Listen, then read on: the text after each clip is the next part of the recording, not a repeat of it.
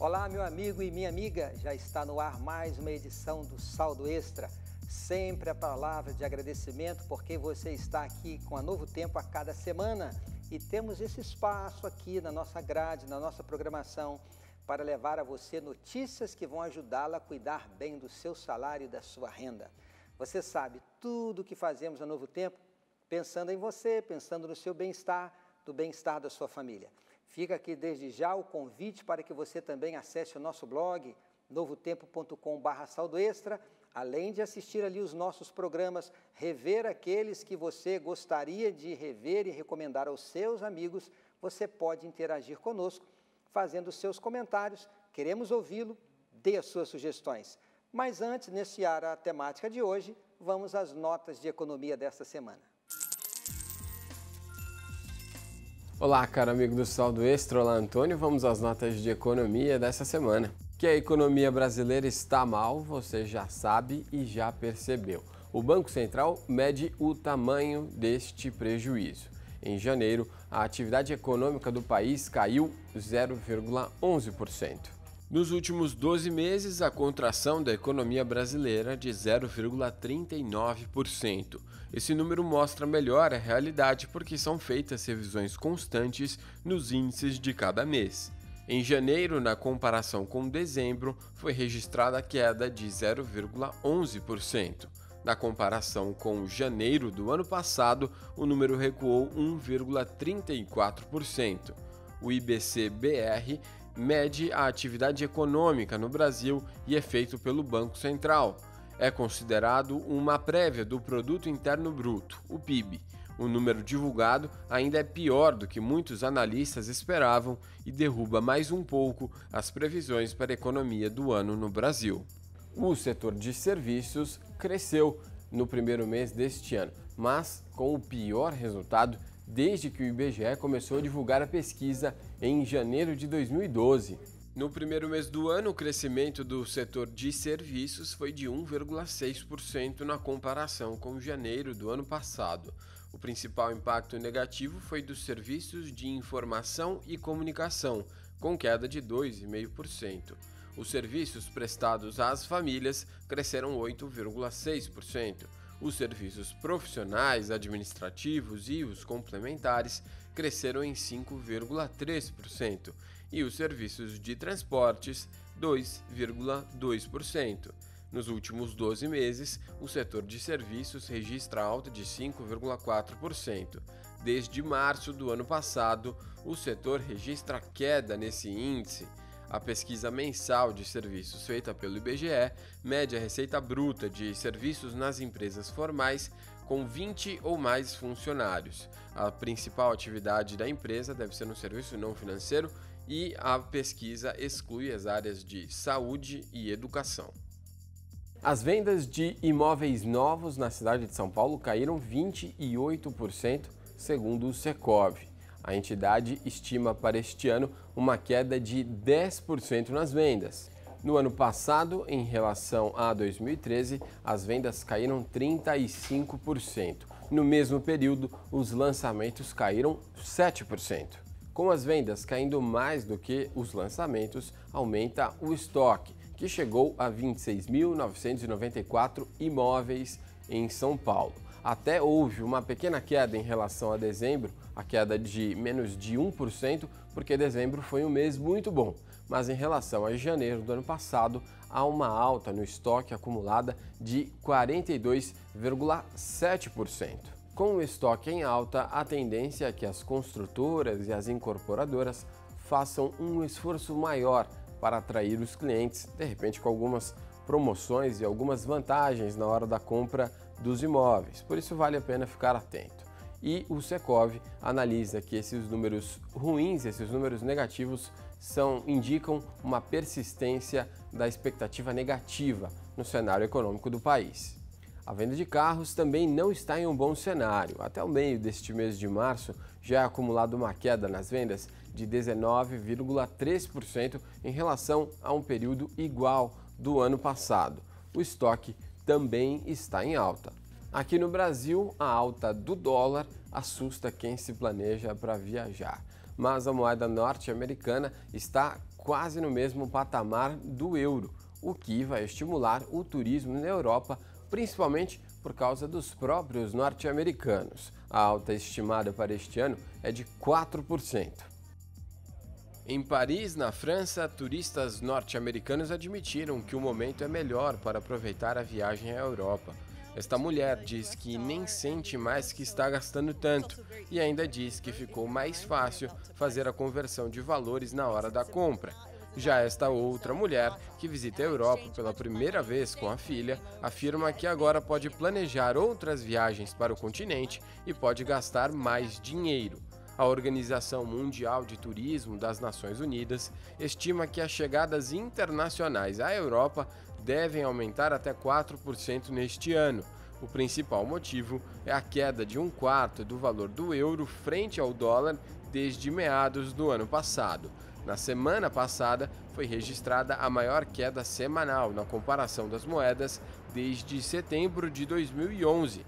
Na Grécia, país afundado em crise econômica, o mesmo efeito pode ser sentido. Esta americana disse que a viagem já estava planejada há meses, mas com a nova tarifa, ela vai poder comprar uma joia de ouro a mais de presente para ela mesma, que faz aniversário.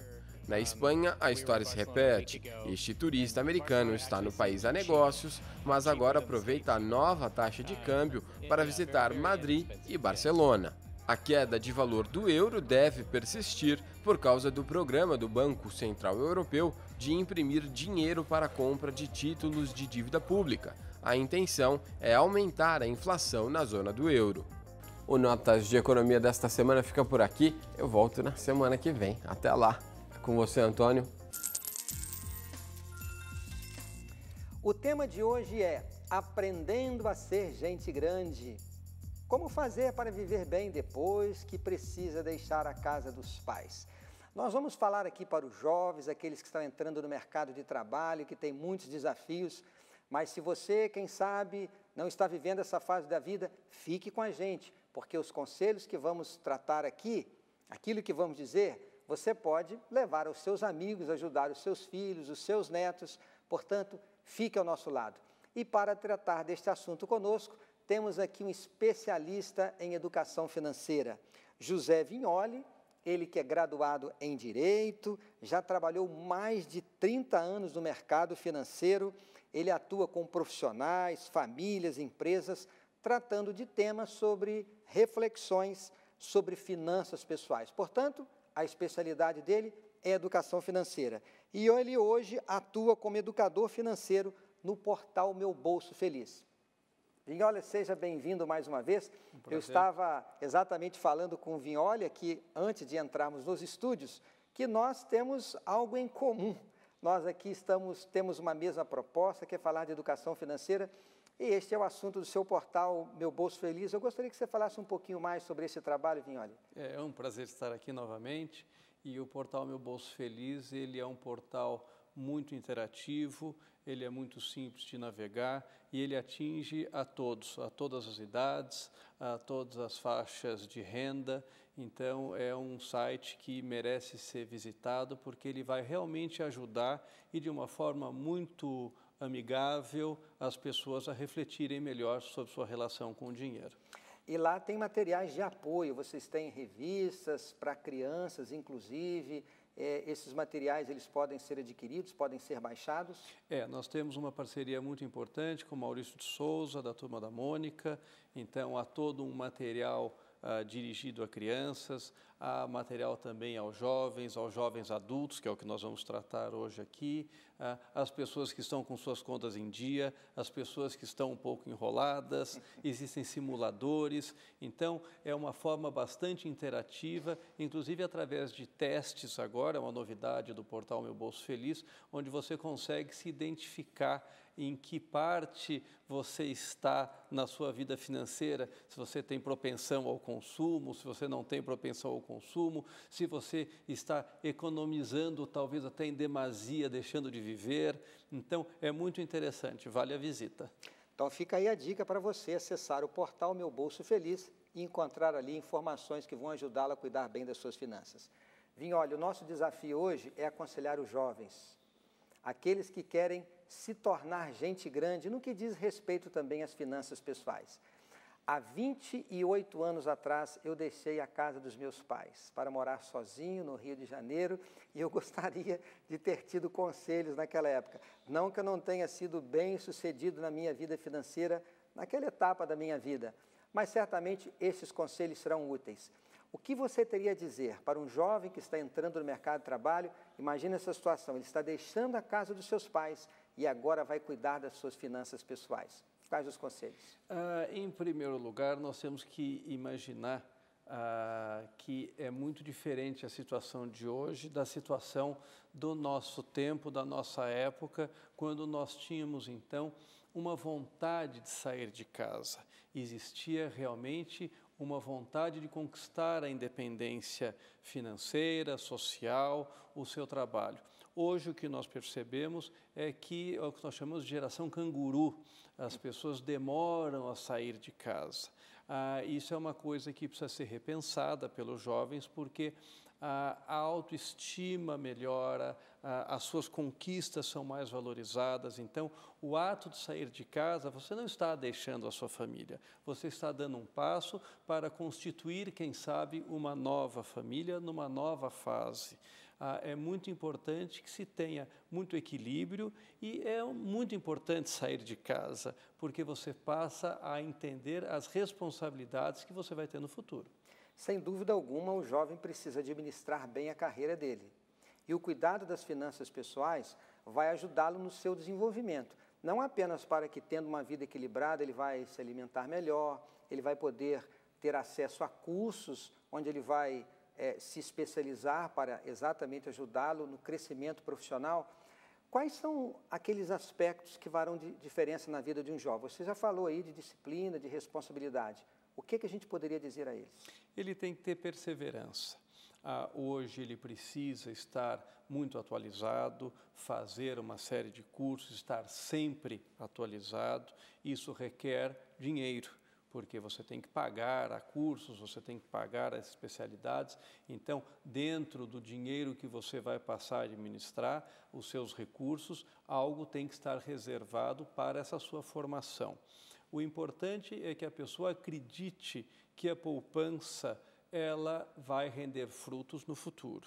Ou seja, se o seu salário no início de carreira não é um salário tão alto, você obviamente vai passar a poupar um valor que não é tão alto. Mas não é por conta disso que você não vai acreditar nessa habitualidade de poupar.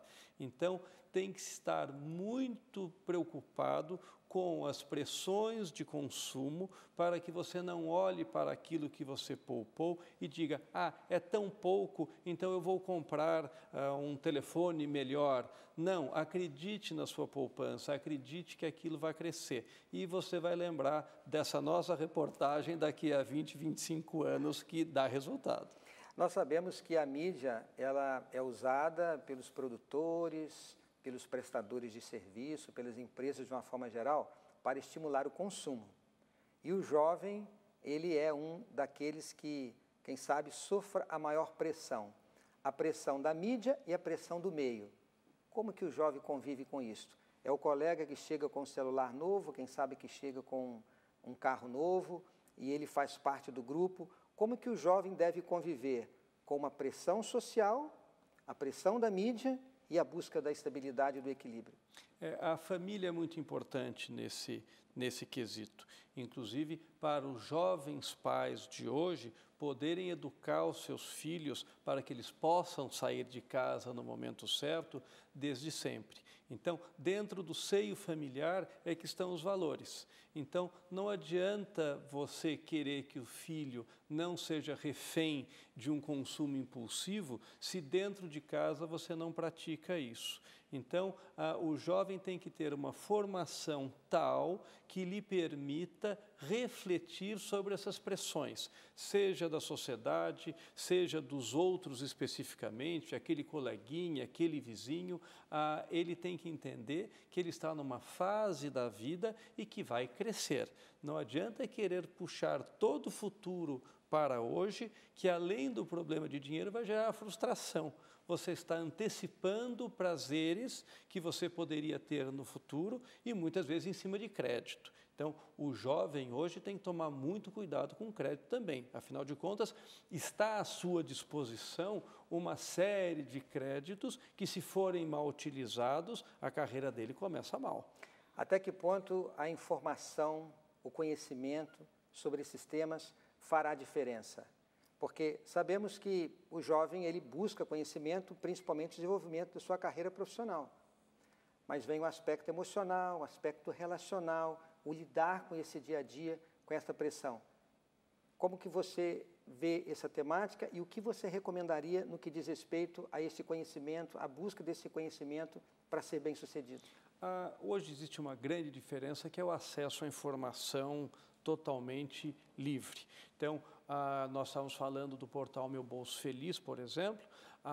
Ele é um portal que, se o jovem tiver o mínimo de interesse em cuidar de suas finanças, existem diversas informações que vão auxiliar ele na tomada de decisão. Assim como o portal Meu Bolso Feliz, existem também existem outras informações. Então, vem muito também do interesse da pessoa em querer refletir sobre isso. Eu posso levar uma vida totalmente no dia a dia, sem me preocupar com nada e deixo o barco ir correndo, como eu posso procurar um tempo para refletir.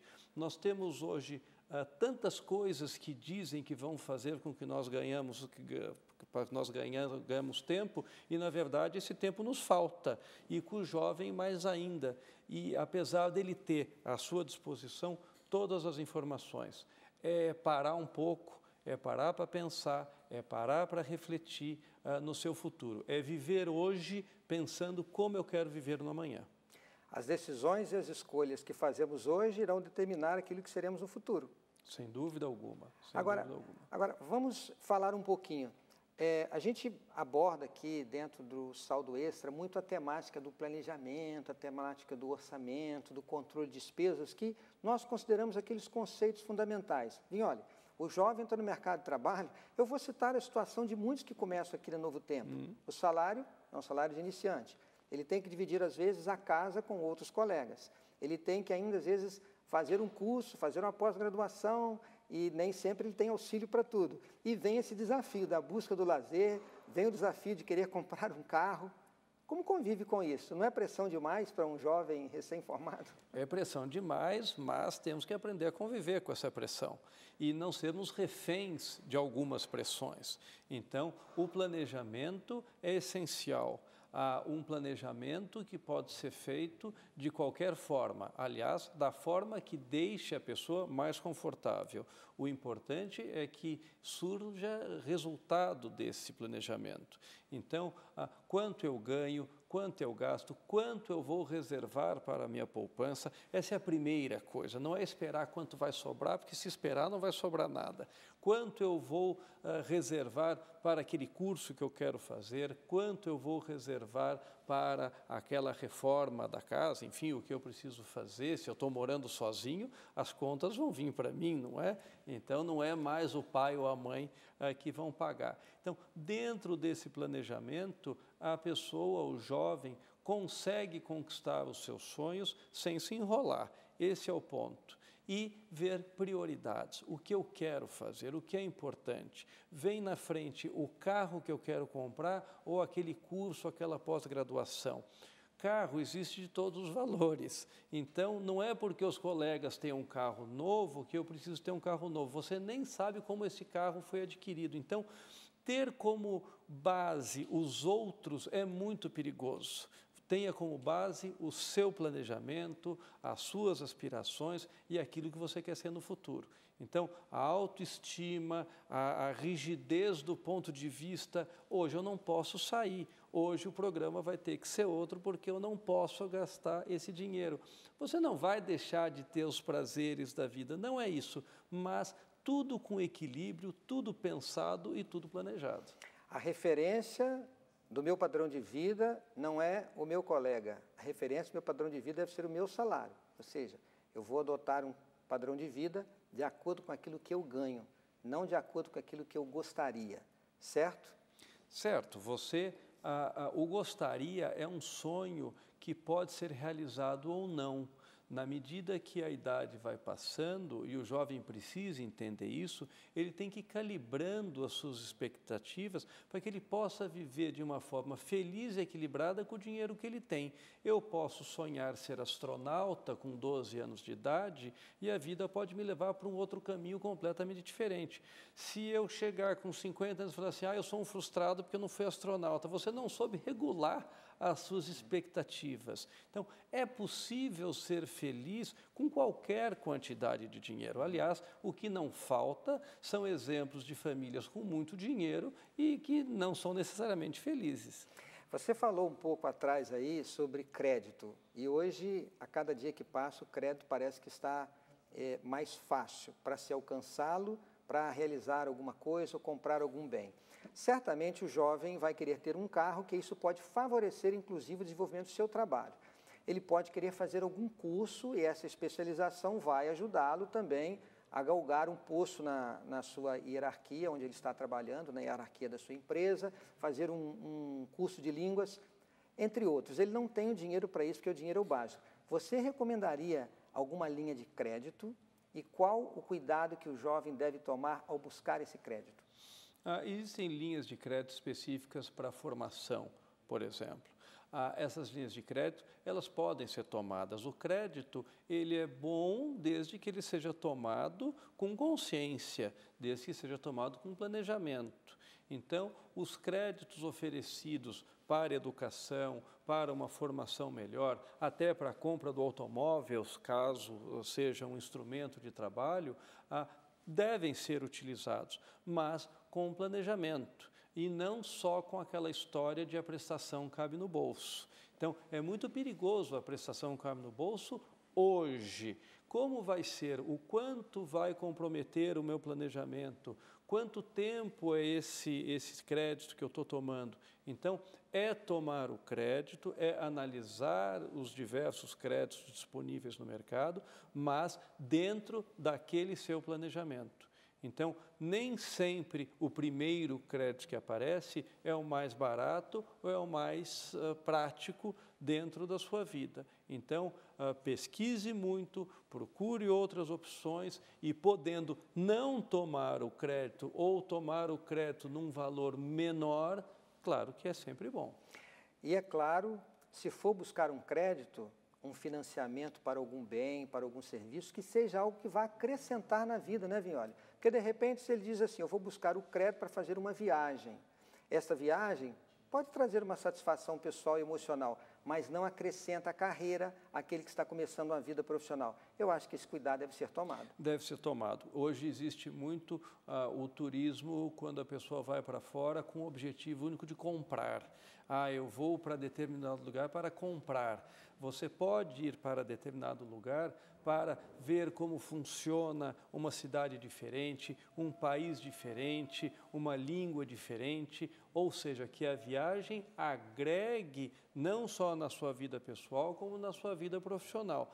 Senão você tem a prestação da viagem, mais a prestação de tudo aquilo que você comprou na viagem. E para quê?